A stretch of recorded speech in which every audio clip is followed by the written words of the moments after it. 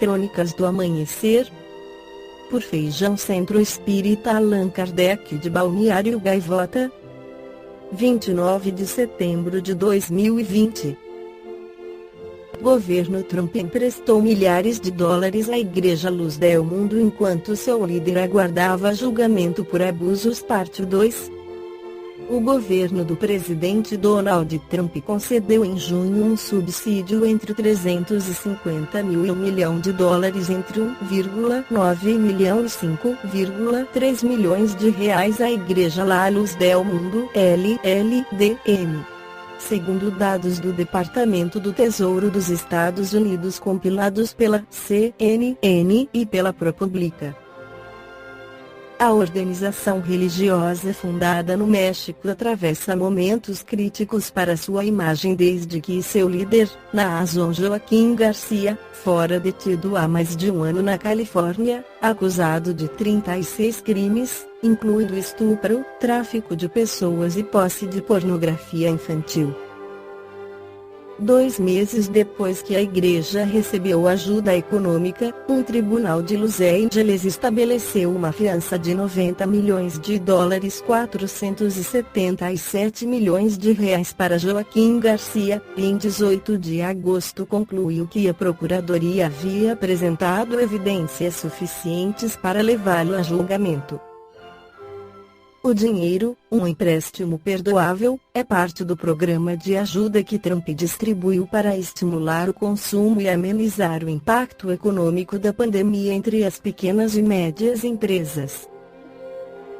Chamado de Paycheck Protection Program, ele inclui estímulos de mais de $669 bilhões, 3,5 bilhões de reais, e tem sido apontado como uma medida clientelista, porque os cheques foram impressos com o nome do presidente, no momento em que os EUA se aproximam das eleições presidenciais de novembro.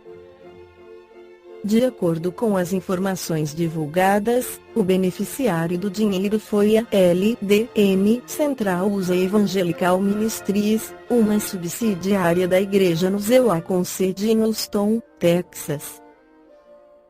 A filial foi constituída em 2009 por Agustín Almada, que é pastor da LLDM, por Luí Cruz, que é diácono, e pela advogada Maria Helena Martínez como representante legal, diz a ata constitutiva. A lógica de incluir organizações religiosas no programa de subsídio se baseia nos problemas econômicos que as igrejas atravessam devido à quarentena. Para este empréstimo específico, o objetivo é preservar 48 postos de trabalho dentro da igreja, com dinheiro emprestado pelo banco JP Morgan Chase. Embora LLDM afirme estar presente em cerca de 60 países e ter 5 milhões de fiéis no mundo, foi qualificada como uma das milhares de pequenas e médias empresas e organizações religiosas beneficiadas.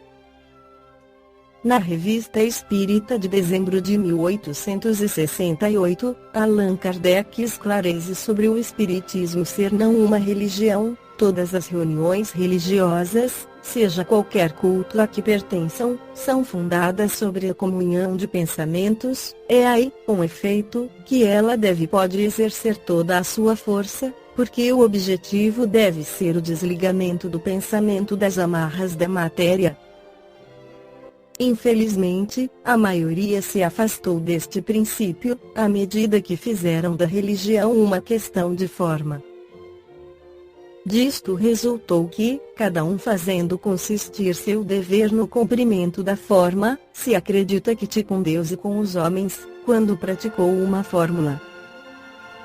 Disto resulta ainda que cada um vai aos lugares de reuniões religiosas com um pensamento pessoal, por sua própria conta, e, o mais frequentemente, sem nenhum sentimento de confraternização em relação aos outros assistentes. Ele está isolado no meio da multidão, e não pensa no céu senão para si mesmo. Não era certamente assim que o entendia Jesus quando disse: quando estiverdes vários reunidos em meu nome, eu estarei em vosso meio. reunidos em meu nome, quer dizer, com um pensamento comum, mas não se pode estar reunidos em nome de Jesus sem assimilar os seus princípios, a sua doutrina. Ora, qual é o princípio fundamental da doutrina de Jesus? A caridade em pensamentos, em palavras e em ações. Os egoístas e os orgulhosos mentem quando se dizem reunidos em nome de Jesus, porque Jesus os desaprova por seus discípulos. No livro Excelsior Cristianismo e Progresso, Felipe Senilosa esclarece que, como os caldeus, os egípcios e os hindus, os católicos personificaram os 3 primeiros atributos de Deus, e com eles aconteceu a mesma coisa que aconteceu com os sacerdotes de todas as religiões. Eles se declararam intermediários oficiais entre a divindade e o homem. Muitos de boa fé e muitos outros de má, acreditavam na verdade absoluta de seu estado sacerdotal que os diferenciava do resto da humanidade, atribuindo a si mesmos autoridade e poderes na terra e no céu, sobre a vida, a morte e o destino além-túmulo. Dogmatizaram, monopolizando a razão humana, que Deus concedeu a todos, e declararam-se, por sua própria autoridade, representantes legítimos de Deus na terra. Concílios após concílios sucederam-se, correspondendo a cada um deles uma alteração da primeira doutrina cristã e a criação de ritos e liturgias, que aos poucos converteram o cristianismo puro e simples em uma religião complicada em suas definições e tão pomposa nas formas, que nada pode invejar-lhe o paganismo mais aberto.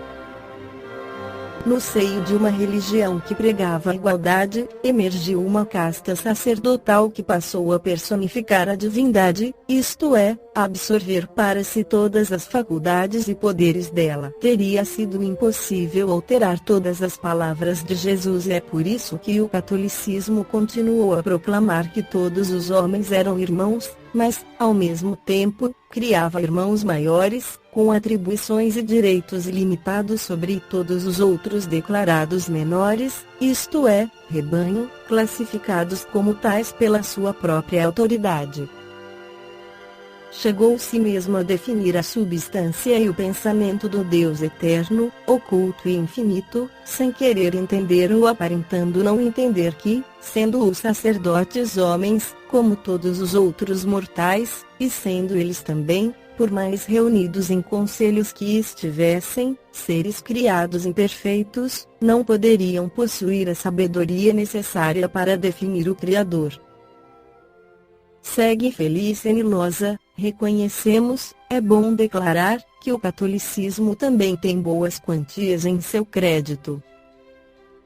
A proclamação do princípio espiritual sobre o material, manejando armas espirituais contra o abuso da força material, os numerosos missionários que, levando a doutrina de Cristo, o Evangelho, aos povos mais bárbaros e selvagens, pagaram com a própria vida sua nobre ousadia.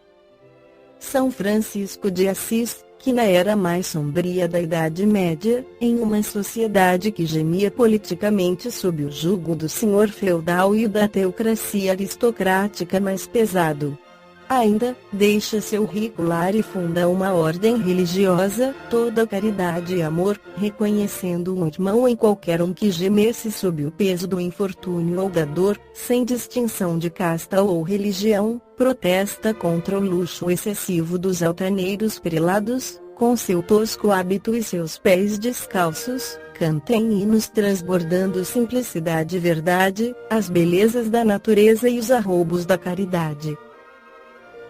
São Vicente de Paula, pai de todos os infelizes, de todos os abandonados.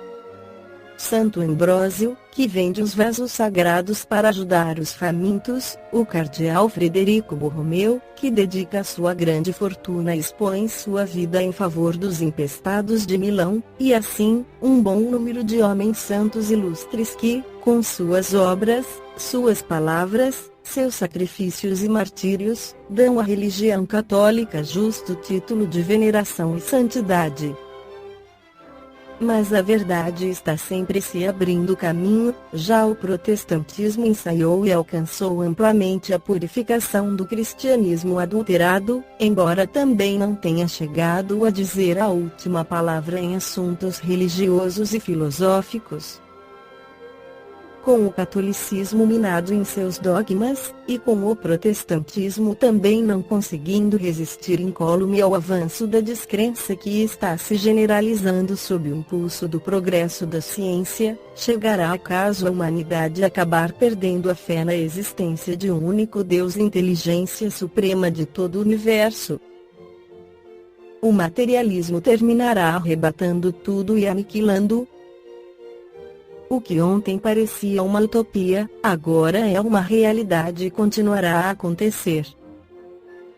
Nos preceitos da fraternidade, que proclamados desde os tempos antigos por Krishna, Buda, Confúcio, Zoroastro, foram confirmados pelas palavras de Cristo, que mais ainda do que a lei da fraternidade proclamava a lei do amor, oculta-se o segredo do futuro, a chave que abrirá as portas do reinado de Deus, isto é, da paz, da justiça e da igualdade.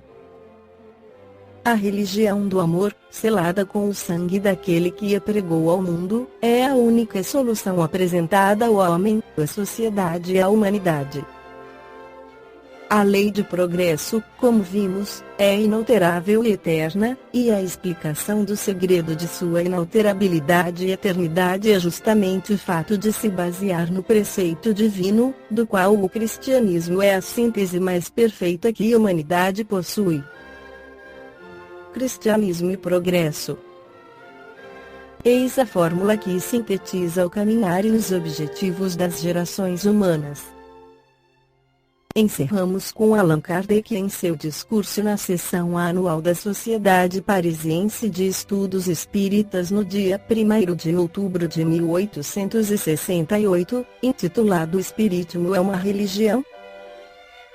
Onde esclarece que a religião do futuro será baseada no amor e na caridade. O campo da caridade é muito vasto, ele compreende duas grandes divisões que, por falta de termos especiais, podem designar-se pelas palavras caridade beneficente e caridade benevolente. Compreende-se facilmente a primeira, que é naturalmente proporcional aos recursos materiais dos quais se dispõe, mas a segunda está ao alcance de todo o mundo, do mais pobre como do mais rico. Se a beneficência é forçosamente limitada, nenhuma outra senão a vontade pode pôr limites à benevolência. O que é preciso, pois, para praticar a caridade benevolente? Amar seu próximo como a si mesmo. Ora, amando-se ao seu próximo quanto a si mesmo, se o amará muito, se agirá para com outrem como se gosta que os outros ajam para conosco, não se desejará nem se fará mal a ninguém, porque não gostaríamos que nos fizessem. Amar seu próximo é, pois, abjurar todo sentimento de ódio, de animosidade, de rancor, de inveja, de ciúme, de vingança, em uma palavra, todo desejo e todo pensamento de prejudicar, é perdoar os seus inimigos e restituir o bem onde haja o mal, é ser indulgente para com as imperfeições de seus semelhantes e não procurar a palha no olho de seu vizinho, então que não se vê a trave que está no seu, é ocultar ou desculpar as faltas de outrem. Em lugar de se comprazer em pô-las em relevo pelo espírito de denegrir, é ainda não se fazer valer às custas dos outros, de não procurar esmagar ninguém sob o peso de sua superioridade, de não desprezar ninguém por orgulho. Eis a verdadeira caridade benevolente, a caridade prática, sem a qual a caridade é uma palavra vã, é a caridade do verdadeiro espírita como do verdadeiro cristão, aquela sem a qual aquele que diz fora da caridade não há salvação, pronuncia a sua própria condenação, neste mundo tão bem quanto no outro. Esta foi a crônica do amanhecer de 29 de setembro de 2020. Por Feijão Centro Espírita Allan Kardec de Balneário Gaivota. Que a paz esteja com todos.